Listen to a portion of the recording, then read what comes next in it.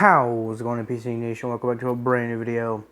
In this video, I'm going to be talking about why I like documentaries, or why documentaries is one of my favorite movie genres.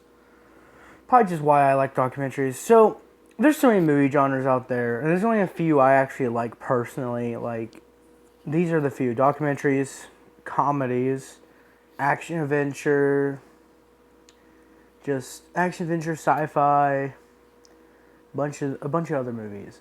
I really enjoy documentaries on topics of history. Like recently in school, we've been watching a documentary on Prohibition because that's what we've been learning recently. A Prohibition documentary on people that experience documentaries. That's not the best kind of documentary. I like ones that actually explain the topic. That's not how people got into what people living during that time.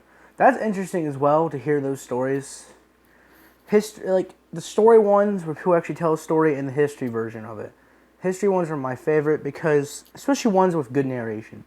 If they have good narration, great grammar, great narration. I said good. I mean great grammar, great narration, great grammar. Like I'm not a grammar person. I'm not the best at it. I'm not going to correct someone's grammar. I hate those kind of people that correct someone's grammar. I try to text like I'm actually professional about it when I text people, but I'm not the best at it. I'm never going to be the best at grammar, and it's hard. It really is hard to understand grammar because there's so many rules to grammar. But instead of getting off topic, this is what grammar is not what this video is about. There we go. Now I got the sentence out. I don't know. I just talk very fast. That's my problem. But never mind all that. That's not what this video is about. Grammar. I'm not going to do a video on grammar because I cannot.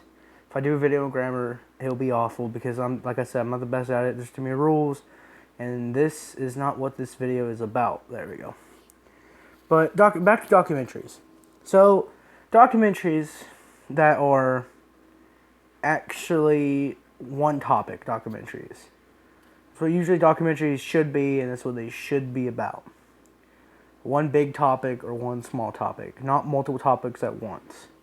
It shouldn't go from bounce apart from one topic to another topic at like an hour. Like let's say you have a 3-hour documentary and you're sitting there for an hour and then it goes to a different topic. I'm like, what? It's not a flow. It's not a flow. Documentaries should flow. Those kind of types of movies should flow and give you knowledge. There's not a lot of documentaries out there that's going to be that getting made these days. Documentaries have mostly died out or they're on TV. They're not in the theaters. I don't see any theaters showing or any big movie companies making documentaries at all. That's why documentaries should flow like a river or something like that. That's an example I'm going to give about documentaries. I don't get why some documentaries don't flow. Sorry. Always stay hydrated. Water, it's good for you. But I don't understand why the documentaries don't flow at all. Some documentaries do flow, which is good, but some of them don't, which is bad. Like they jump topics. They go from one topic to another topic to another topic. I think documentaries should have, if it's history related, it should stay on that one topic, like the Great Depression. There's a bunch of documentaries on the Great Depression, World War II, World War I. They stay on this topic. And some people don't understand. Narration is great. When you're listening to something, you want a smoothing voice like this. Like, hey girl, what's up, girl, what's up? Yo, this is World War II, right? This is what happened, right? You want a smooth voice. Something that's not going to put you to sleep. Something that's going to keep you a deep voice. That's what you usually see. You hear hear is deep voices in documentaries or something smooth that can read the sentence perfectly. If you want my voice, that's not going to happen. If I start documentaries, that will be awful. For one reason, that'll be awful because I jump up words. I'm not even if I can say it, I don't even have dyslexia. I don't have that. I'm not even dyslexic. See, some words I can't say because I had a speech problem growing up. So that's the problem. I said that before, right? Yeah. A lot of people have speech problems, and that's another problem with documentaries. I'll use myself as an example. NBC 59 Florida's had one. When I was little, a lot of people can relate to this. Even actors could relate to this, like Morgan Freeman or something like. But I think Morgan Freeman also has a speech problem, and he's a narrator, and he narrates. It's just speech problems. It gets better. I just talk really fast. That's my problem. When I'm like, if you ever talk to me in real life or ever come up to me on the street and you see me and we start a conversation, I just talk very fast. That's why the flow of the videos are very fast. Can I do a documentary? Probably can. I just talk very fast and I stutter my words sometimes because I talk so fast. I don't know why I talk very fast. I really don't. So that's why I can't do documentaries. But back to what I was talking about. A documentary should have someone that it should flow, and the person talking, their voice and their words should flow, and the script should flow if it's narrated. Usually documentary narrated, and then they have historians. They should know what they're talking about. You should always fact check documentaries. Documentaries should always be fact checked. The ones that are fact checked are very good. I love them. They're great documentaries. They are good. They're nice to watch. And is this video sponsored by documentaries? No. I just like watching them, okay? PBS is a good source from documentaries. They have good documentary. They have, well, I keep saying good. They have great documentaries. I need to say bigger words. They're all the same. They're all synonyms. But like PBS, Netflix has some great ones on there. Right now they have Planet Earth, science channels. Just, for example, documentaries.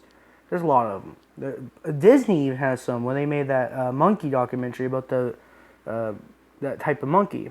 I forgot what it was called. I know it was Monkey Planet or something like that.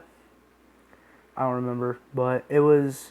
They used to have Disney used to make documentaries back in the last decade, back in the early 2000s about a bear. They made a bear one. They made a monkey one for Earth. They only showed it. They didn't show it in theaters. They only showed it in IMAX theaters. They only showed it in IMAX theaters because I don't know. There's not IMAX theaters around where I live, so that's why you don't see a lot of movies because they're only in IMAX theaters these days. That's why you don't see a lot of documentaries in theaters because they're in IMAX theaters, or they just go on Netflix, or they just go on DVD.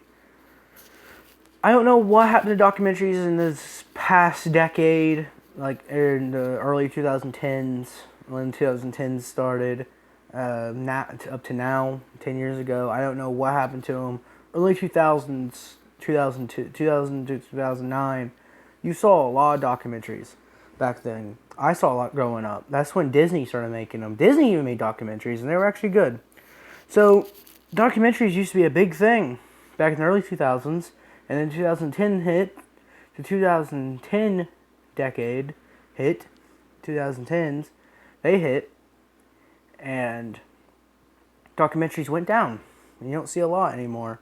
Like, you see some PBS sometimes, if you watch PBS, or you can probably see some on digital cable, but I don't see none on regular cable, on regular TV, on just regular TV, because that's what a lot of people have, just regular TV. Not a lot of people have digital, maybe. A lot of people might have digital, but I don't know what happened to them. Like, I saw decline documentaries. There's none in the theaters. There's a lot in IMAX theaters. You can probably go to an IMAX theater. There's probably a documentary in IMAX theater. That's what they usually go to. I don't understand why. Is IMAX theater more important than regular theater? I think it is, because I think it's more expensive. Cause I last time I went to an IMAX theater, I actually did watch a documentary. It was a long time ago when I was a kid. I watched a documentary in an IMAX theater. And the ones are about the aliens as well, the conspiracy, the documentary series, TV series are very well organized. Like the Alien one with the Alien Files, the Conspiracy Files, those are all on Netflix now, so you can get them off Netflix. Netflix has good ones like Making a Murderer, They have the Ted Bundy Files is also good. There's so many good documentaries out there, which I like that Netflix actually makes them, even though they're Netflix series. A lot of people don't like Netflix series except Stranger Things. But the documentaries that Netflix has is very good. They made one about the president. They made when he won. They made one about him. It's a Netflix series. There's so many good Netflix series that are documentaries, and people just don't see them, like don't watch them, but they're actually good. The Ted Bundy Files was actually pretty good. It was about his life. There's not a lot of things about him. They actually did a lot of research. Netflix actually did a lot of research, and they did.